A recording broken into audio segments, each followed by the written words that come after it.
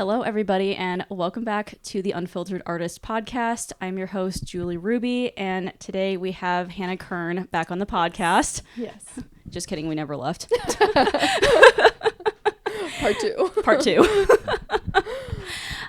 But yeah, so for anybody who hadn't tuned in for the first episode, if you just wanted to briefly introduce yourself. Yeah, so my business is Wild Rose Hair Artistry. I'm a bridal hairstylist, full-time bridal hairstylist. This is my full-time job. You like emphasis on this is my full-time job. It's not a side thing. Well, I feel like bridal hair, everyone assumes. Like, oh, so what's your like real job? Yeah. It's like, oh, so you do other hairstyling stuff. No, like just this is it. Full-time. Used to do everything back in the day, but yeah, so I do bridal hair and I specialize in like really any sort of updos, and I love braids. Yes. I think everyone knows that. Right, That's like right. my signature thing is like I can do any of the cool texture braids. And very well, might I add. Thank you. And curly hair, like I can do any texture of hair, which I feel like a lot of stylists are limited to like a couple different hair types, but Just the white people here. schools don't teach other hair types. I was thankful that my school did. Yeah. But yeah, so that's another thing. I can do any hair type. There you go. You sit in my chair, I can do your hair, and There you I can go. make the Pinterest picture happen. That's my thing. There you go. Pinterest perfect hair. Pinterest perfect. And then speaking of which, I actually wanted to go a little bit into social media and branding, if you don't mind. So Miss Hannah over here is extremely good at branding herself. And I think that branding is one of the things that is most commonly overlooked as people that, you know, either run a business, like have a huge salon or a team behind them, or just solo business owners too. But it happens a lot of times, I feel like, for solo people, because you really have to stand out amongst all your other peers, all the other salons that you're not really competing for, but just operating in the same space. And I think you've nailed it. Thank you. I think that it definitely, a lot of people overlook the fact of like, especially in hair and makeup world, like a lot of the times we'll post pictures before and afters, and it's great, but it's like you are, like what you said, your own brand, like you're your own business. Like, why aren't we treating it like, I don't know, most other professional businesses where they have a branding, they have a style, they have like, I don't know, their brand overall is like cohesive. And I feel like a lot of times like people's pictures and their work is cohesive to some degree, but like they don't work on standing out from everyone else, or like figuring out what about them like lights them on fire, makes them different than everyone else, and stand out, and how do I promote that part of my business. And I think that just gets overlooked a lot, and social media itself gets overlooked a lot. A lot of people don't like the work it takes to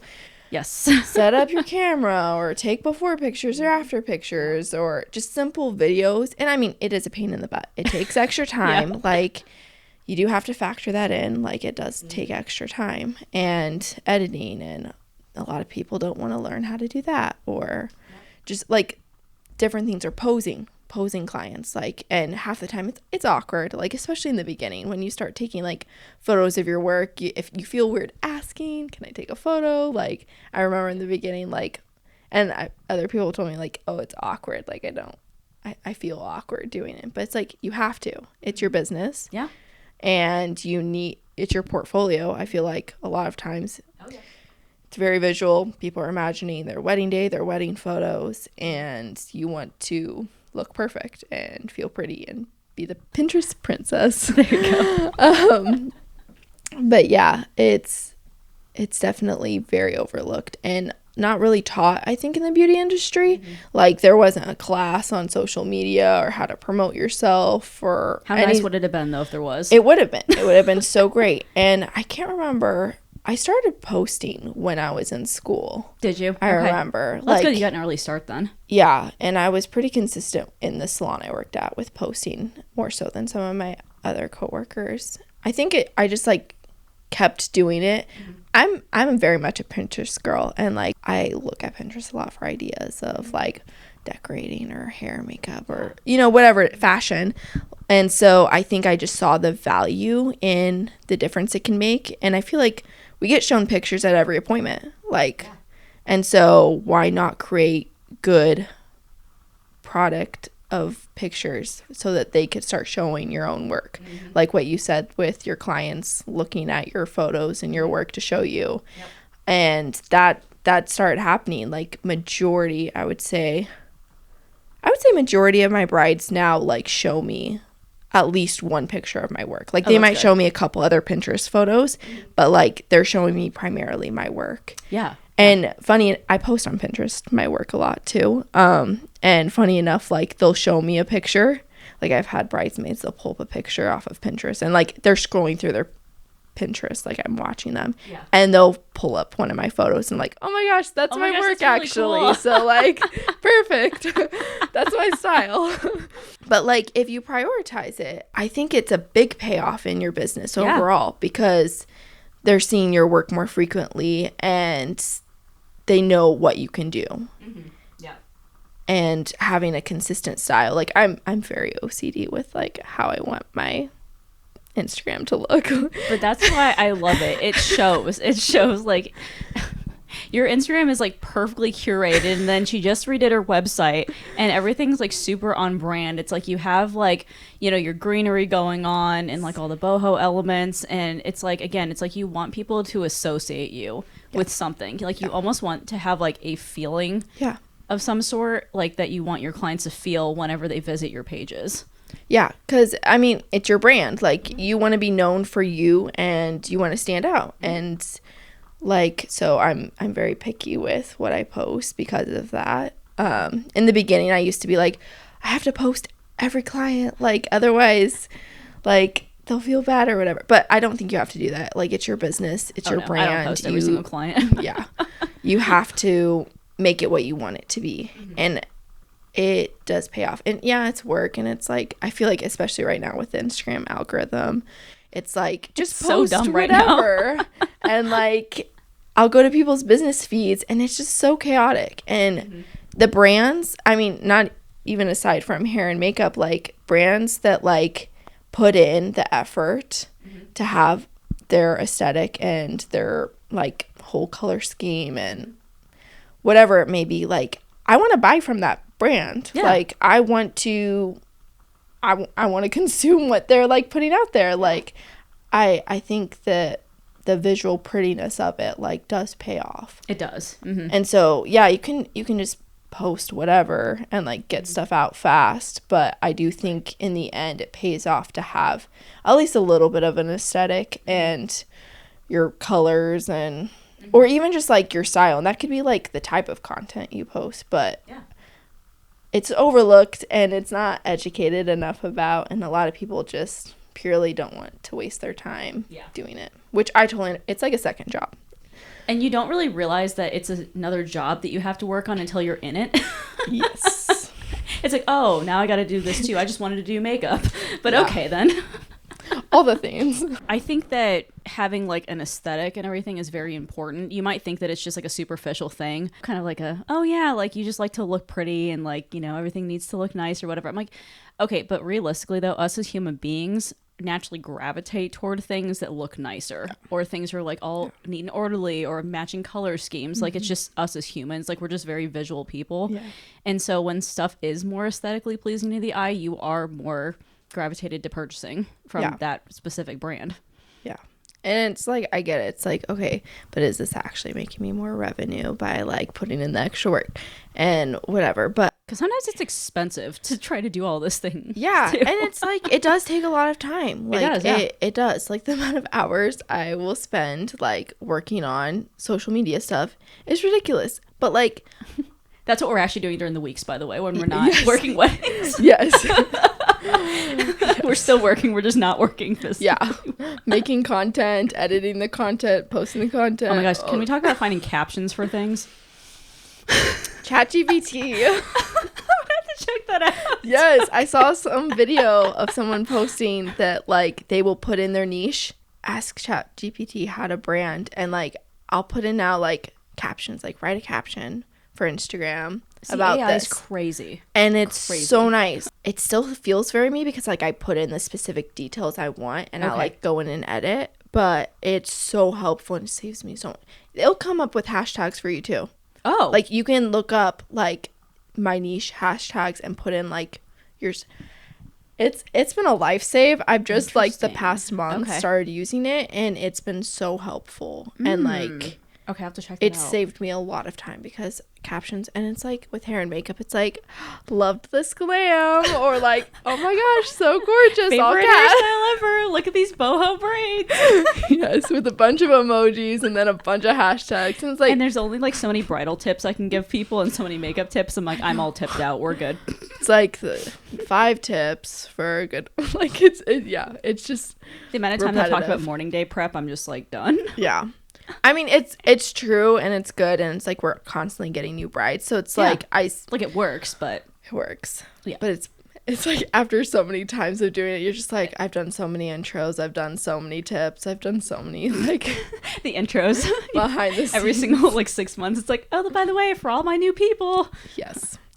But you have to, because like some people are, I mean, and I find this with my website too. Some people just don't put in the work to like read through all your stuff and or like go back and scroll through and find stuff, and it's like it's all there. If you look for it, it's all there. It's like I didn't spend the last 2 months doing this website. It's like all the details, no, seriously. I even have an FAQ section on my website.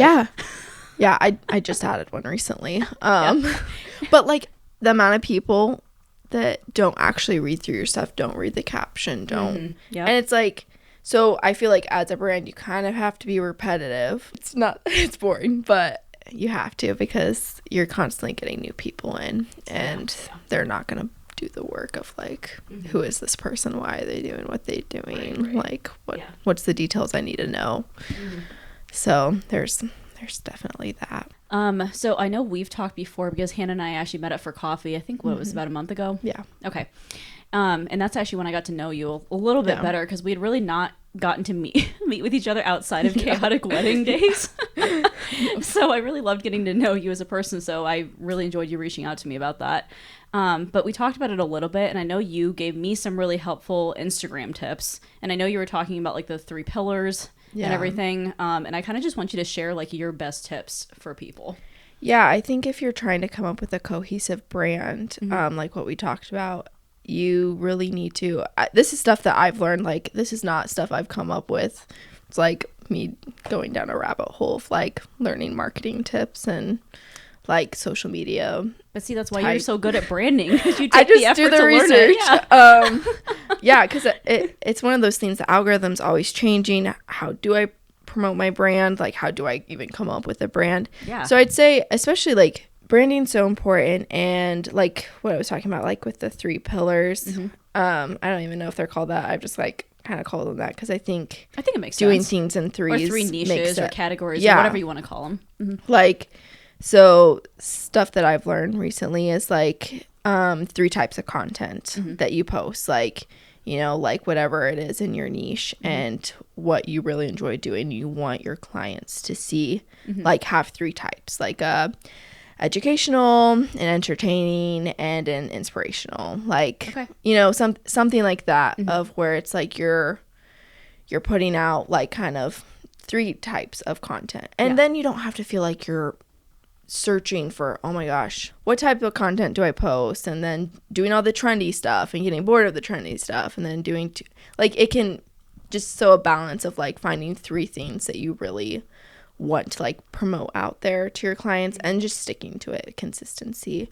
Colors are a big thing. I wouldn't do more than 3 colors for your branding. Like mine are like green, the natural colors, like hair colors, so browns, blondes, like the beiges. Don't you have like a burgundy and white in there too? Or is that just part of your logo? It's just a part of my logo. Okay. Yeah, which I've been trying to change my logo. On my business cards, I've changed them. But my website's been a pain in the butt, and I've been... Websites are always a pain in the butt. Oh my goodness. I'm not as techie.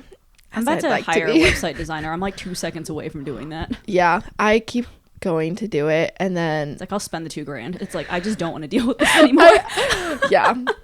I'm this close to I'm just not techie, but yeah, like having like consistent colors within your branding. That's something I didn't necessarily like strive for that in the beginning. I think I'm visual and like the aesthetic, so like I naturally wanted to stick towards the greens and the whites. Okay. Because I was like, wedding day photos are normally outside. Grass, or like trees. Mm-hmm. The whites, the bride's wearing white, or that's a good way to think about that. Inside the building. So that's just kind of, it naturally just was that for me. Mm-hmm. And then I just kind of stuck with it, and it kind of morphed into a thing, and now it's like very much of a thing, and I don't think I'll break out of it because I like it. No, your page is beautiful. For anybody watching visually, I'll probably have to put up like Hannah's Instagram feed and also her website, because all of them are gorgeous. Like it kind of just screams you. So whenever I see your photos, and especially like, I don't know if you actually do like any like color edits or anything like after you're done with your photos or anything, or just make sure you have the right background, but they all look very visually appealing too. Thank you. I mean, other brands probably don't have to worry about this, but like within hair and makeup, and I think with bridal especially, I think how you pose your client really matters.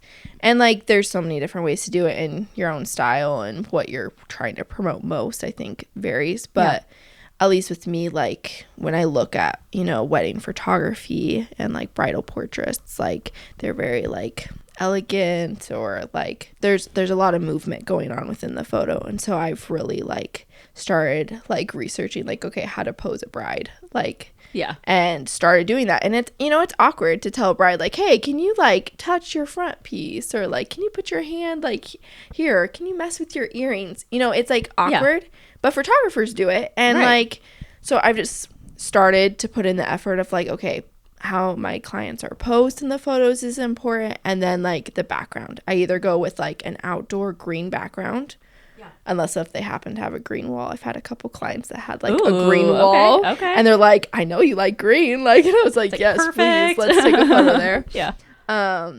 Or a white background, or like a cream.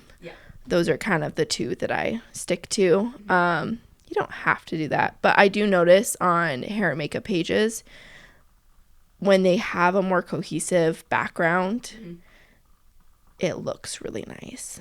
And you don't have to always post this same type of thing, but I just noticed like I really appreciate the brands that do that, because I don't know, I think it looks nice. I try to do like pretty neutral backgrounds if I can, but it's I would say for makeup it's just a little bit harder to figure out how to pose people with that. Like with hair, at least you're not like in somebody's actual face, and some people aren't okay with being photographed either. And so true. It's better, I think sometimes, like, not that I'm saying your job's easier, but I definitely think it's like easier to pose people as far as like hair. I would agree. Like so I'll try to like sometimes I get the short end of the stick. I'm like, I don't know how to pose. And if people, especially because then with people's facial expressions, it's really hard to try, like, or like very like you tell them to look up, look down, and they're like very robotic about it. Yes. Yeah, I know. And I'm like, oh gosh, I was like, I'm trying to take a reel for Instagram, and just like, can you just like just relax a little bit? Inner model somewhere. Just I know. So yeah, that's posing has definitely been the biggest challenge, and there's not really like tutorials or courses over it or anything. But then if you look up model poses, like you're just getting like actual professional model poses, and it's like, no, just like for makeup or hair, like that's fine. Yeah, I actually created a Pinterest board for the type of poses that I want. And so I have that on hand if I like get into a rut of like, I don't know how I want to pose this person. And I feel like it can be awkward either way. And like sometimes, I want to get the front pieces, so I'm having to take a front photo. And it is challenging, like taking it's really and like facial expressions and like relaxed and soft smiles and all not these looking different like you're things. pissed or anything. Yeah, and like lately I've been trying to do this where like I'll, when videoing their hairdo, at least for like an actual wedding, I'll have them do a full turnaround with like a soft smile. Yeah. And that way I can send it to the makeup artist or tag the makeup artist. Okay. And I like to do that personally, for networking, and that way they have the content too. And normally makeup's typically done before me, so like I can send them. I don't know. I've just been doing that lately, the past really couple weddings.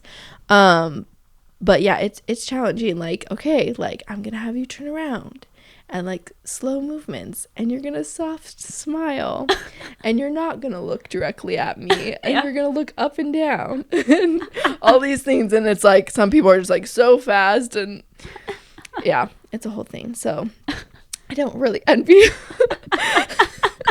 that is one thing that I cannot figure out how, but I will take your word of advice and look on Pinterest for like model poses or like poses that people in makeup photos have done before.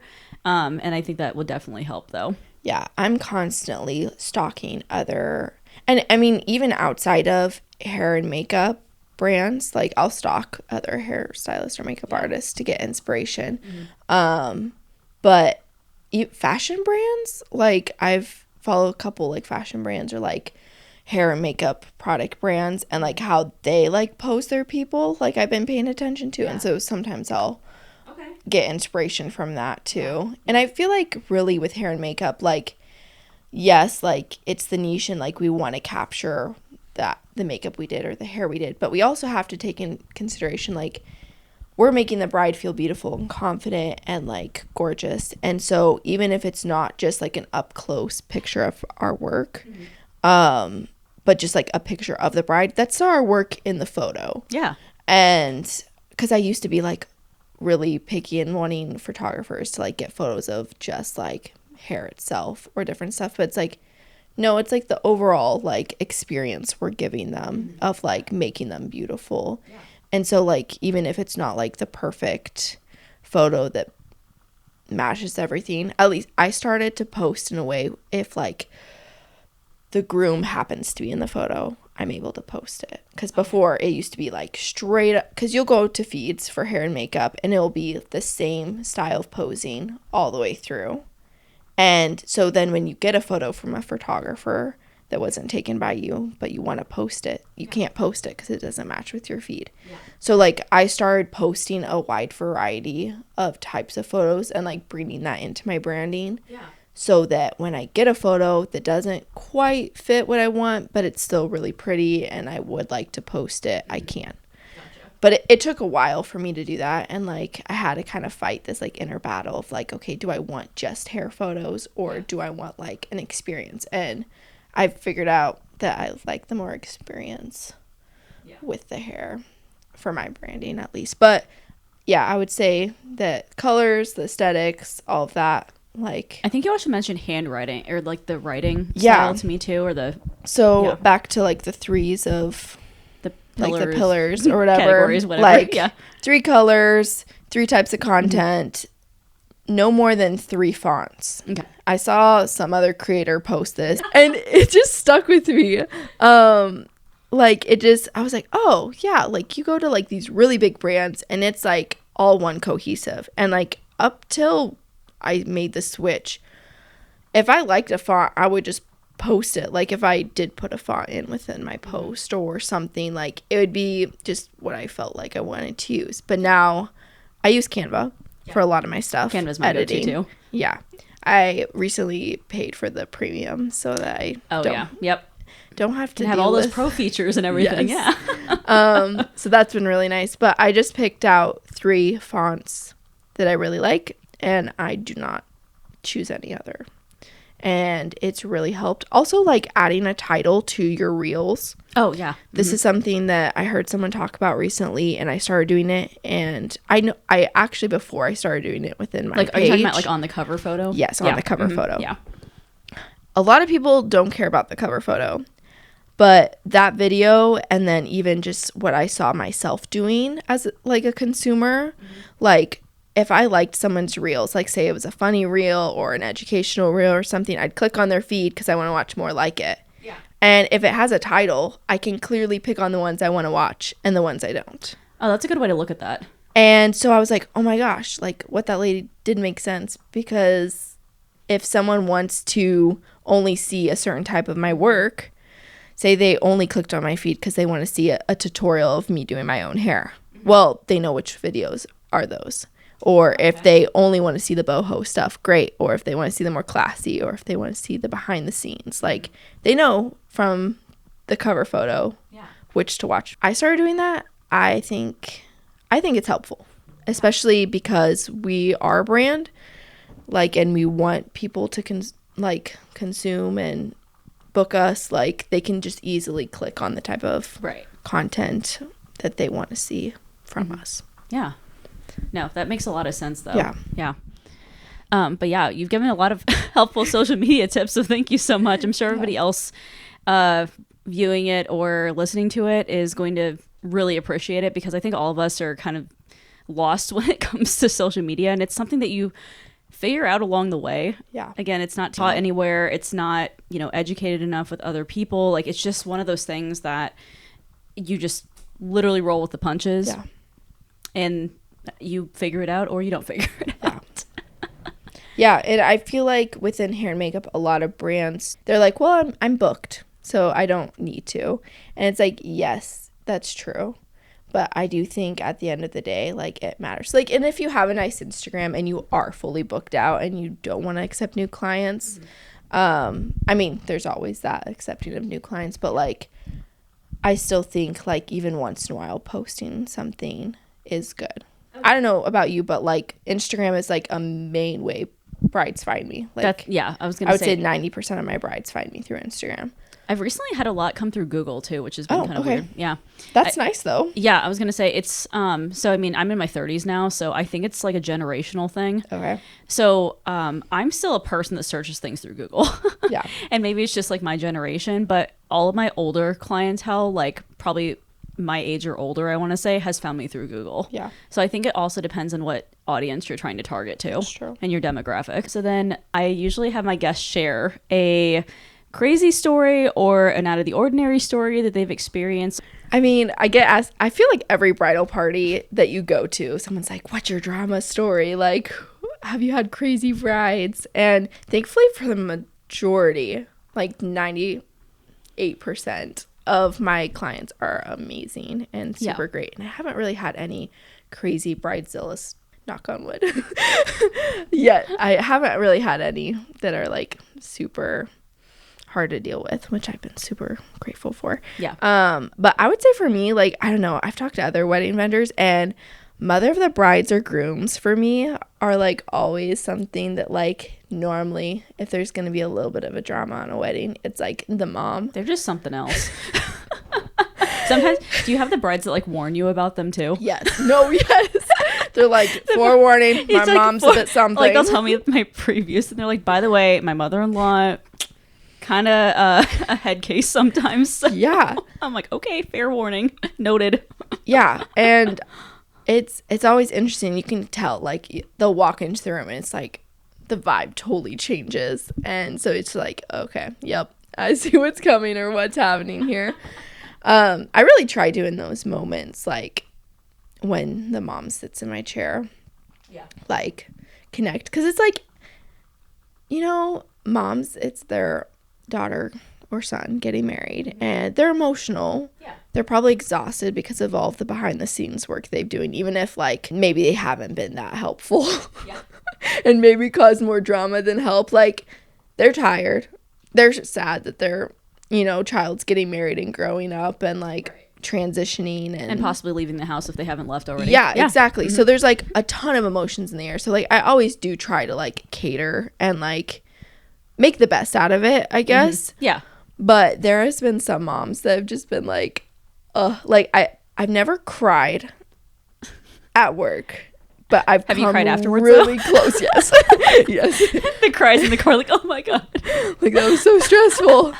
But it's mainly been because of, like, a mom. And, like, I think my worst experience at work since starting my business has been, I had a wedding. There was family members everywhere throughout the house. The bride, like, I did her hair and she left. So she wasn't even in the house anymore. And her mom was just so crazy. And just, first of all, she showed a picture of, like a blonde and she had black hair. And that's a big difference in itself. Like the updo is going to look different just based off of color. Right. And she had shorter hair. I was still able to give her the updo she asked for. Okay. And I was really proud of it. And, you know, I'm not going to say that just about any hairstyle. Like, if I'm proud of a hairstyle, I'm proud of it. Like, okay, that turned out how I wanted it to. Right. Like, it looks like the picture. And I show her, and she just, like, totally flipped out on me. But, like, it wasn't just me. Like, she flipped out on the makeup artist and was, like, super nitpicky with her. But, like, actually flipping out, like, yelling at the both of us. Oh my gosh, that would alone make me cry on the spot. No, she was, like, so mean. And, like, the bride thankfully wasn't there, because I'm like, gosh, like, thank gosh she's not here. And because that would, like, ruin my day. Right, like, it was ruining my day, because I was just like, I gave you what you wanted. I almost started crying on the spot, but yeah, I would have. The bride's grandma, so the mother, yeah, she was there, and she, like, came over and apologized. She's like, I'm so sorry for my daughter.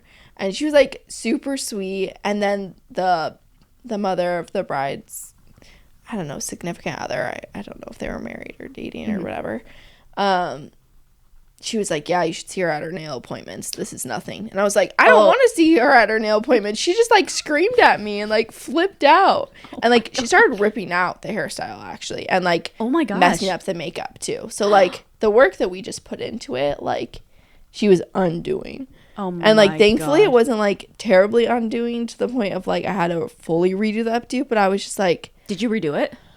I did fix the couple things she had pulled out, but, like, I didn't redo the style because I gave her what she asked for. Yeah. And, like, okay, wait, so what kind of hairstyle was it, and what did she not like about it? It was, like, it wasn't a sleek updo, but it was definitely one of those more classy updos where it was, like, a low bun, a little bit of texture, kind of simplistic, no twists or braids, but just, like, a really classy, elegant type bun. Yeah, okay.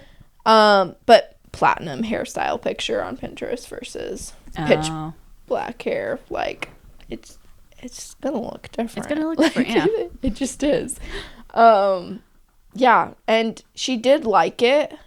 She just, I think, was being crazy to all of us. And so, like, in that moment, I was like, okay, do I try to calm her down and, like, talk with her through this? Or do I let her family members handle this? And so, like, is this my place? Yeah, I was just like, I cannot tell, right? She's being so crazy, and it's not just towards me. But it felt like that in the moment because, like, she it does feel like a personal attack almost because, I mean, you're spending all of your effort to try to make sure she's happy, and then you've, again, meticulously put all your strands into place, making sure it's good, and you spend a lot of effort creating your artwork, essentially. Yeah. And so to have somebody in front of you yelling at you, not just saying like, oh, I don't like it. Yeah. She's yelling at you. Yeah, because most of the time, and it's rare that, like, someone will be like, oh, I don't like this. Like, I've hardly had anyone that... Maybe just like, oh, can we fix this piece? Yeah, like, it's like one thing, like, hey, can, like, we pin the front pieces back? I actually want them back. Like, little things. Little things, yeah. And I'm such a go with the flow person. Even if she told me to redo the updo, I would be like, without yelling. Without yelling. If we talk in our nice voices, then maybe we can get what we want. Yeah. But I in that moment, I just, like, took a step back and I let her family members handle it. That's good. Because, which worked. They calmed her down. Like, that's good. So I think it could have just been she was flipping out about the wedding or something, and it just came out on me and the makeup artist. Yeah. And, like, although she's also like that in nail appointments too, though. Right. Maybe this is just a personality thing. Know. Maybe. Yeah, but if it wasn't for that, Grandma, I would have probably started crying because I was, like, trying to hold back the tears. I was like, the tears are welling up and you can feel it. It's like, I got in the car and I was just like, what just happened? That was crazy. Like, I was. Oh, yeah. God, yeah. Oh, my goodness. Well, I'm so sorry that happened. Thankfully it's not really even that bad. Like, yeah. It was but just like, even have somebody just yell at you like that, though, is, like, kind of intense, you know? Yeah, it's like, especially when you're, like, thoroughly expecting them to like it because you're happy with it, you know? Yeah. And it's like, oh, that is not how I thought this was going to go. Okay, well, thank you for sharing your story. Yeah, oh my gosh, yeah, mothers of the brides and moms are definitely pretty unique. I've had one client, and this is actually one of the first weddings that I did. I think it was maybe my third one, I want to say. And the mom was just being overly picky about her false lashes that she had on. She was debating, first of all, if she even wanted some. Sometimes the moms choose to have them. Sometimes they don't. Sometimes I'll cut them up into individuals and just stick them on that way if they want a more like natural look. Yeah. And so I put on the lashes, and the bride and the other bridal party came over because she, of course, like wanted everybody's opinion. So they all came over, and she goes, what do you guys think of these? I just don't know if I like them. And she wasn't yelling at me or anything. Yeah. She was just like, more genuinely wanting to know if they look good on her because it's new to her. And the bride and all the bridal party go, yeah, like it looks really good. And she's like, okay. She's like, well, I'll just like think about it for a minute. Anyways, goes into the bathroom like after I'm done, rips all of them off and then messes up my eyeliner and like the mascara and everything, because of course I have to like mesh everything together to be able to make it look right. And so anyways, the bride comes over to me afterwards. She's like, so fair warning, my mom just like completely ripped off her eyelashes and was wanting to know if you can like redo her eyeliner. And so I redid the eyeliner, and so I was like, oh, okay, did you just decide like not to do the lashes? She's like, yeah. She's like, I just don't like think they're me. I'm like, okay, that's fine. Like, and again, still wasn't like catching an attitude with me or anything, just was more indecisive. I think so then after I'm done with all the applications and they were legitimately about to leave, like to go to their ceremony because we got them ready at the parents' house. She literally comes back and goes, so do you actually have another set of eyelashes? I think I'm actually going to wear them again. I'm like, oh, okay. Like, where did the ones that you had on go? She's like, oh, I threw them away. I'm like, that was like a $10 pair of eyelashes. I'm like, dude. Like, what? Down the drain. It's so hard. I think I've heard pretty much every wedding, the mom debating the lashes. And I think it's like, most of the time, like that generation didn't do makeup or hair for their weddings. Or have makeup artists. Yeah. Because that's a fairly new thing, too. Like, it wasn't a thing. And so, like, lashes, like, what's that? Yeah. Like, they've never worn them. And so, I think there is, like, this internal struggle and, like, commentary. But, like, it's hard because it's, like, lashes are expensive. Yeah. And it's not... I mean, that's why, so I don't know if but some stylists charge extra for... the lash I just wrap mine into the prices. So like whenever I'm figuring out my costs and everything, I'll just add up all the supplies that I have and then just add it in. But I've known other artists to charge extra because it's like it is an extra cost, and it's like I don't know, it's different than the other products. So it's like I get why they do that if they want to charge extra, but I feel like that's like something all the moms like have this like internal struggle of like, do I do lashes, do I not? It's like almost every single wedding for me. Although then there's like some people who are like dead set and they're like, nope, I want lashes. I'm like, have you ever worn them before? They're like, nope, but I'm gonna get them. I'm like, okay. And they usually end up loving them, so I'm like, all right, cool. I'm like, we're good. But it's always the last struggle. I haven't had like any super crazy experiences. I've had like, I think there's only one bride, but she basically accused me of like overcharging her for services. And as a solo person, like it takes one bad review to like ruin your entire business. And so I was like it hit me like really hard, and I was crying about it for like a couple of days like while it was happening. And well, it's like it's so personal. It's like your business, what you put together, and like and she wasn't even complaining about her makeup. Like her makeup turned out fine, and then she was happy with it and everything, and I left. And then I realized I forgot to charge her a travel fee because it was in Fremont. And so I was like, oh yeah, like I'm gonna need that travel fee. And so I invoiced her, and she's like, I'm pretty sure that you overcharged me for the wedding. And I'm like, I didn't though. I was like, you paid the deposit right up front when you booked, signed the contract for that deposit, and then I just charged you the remaining balance of what you owed like on that date, And so but what she didn't realize was that the invoice receipt that was sent, like there's two different receipts that are sent. I use Square, by the way, for my scheduling and everything. So it's like your payment receipt and then your actual like confirmation that the invoice got paid. So anyway, so she in turn thought that one of them was like a payment that got charged twice. But I was like, nope, because they both have the same invoice number and they're both the same amount. So I did have to explain it to her. But I actually just ended up waiving the travel fee just to like make her happy. And I'm like, I don't even care at this point in time.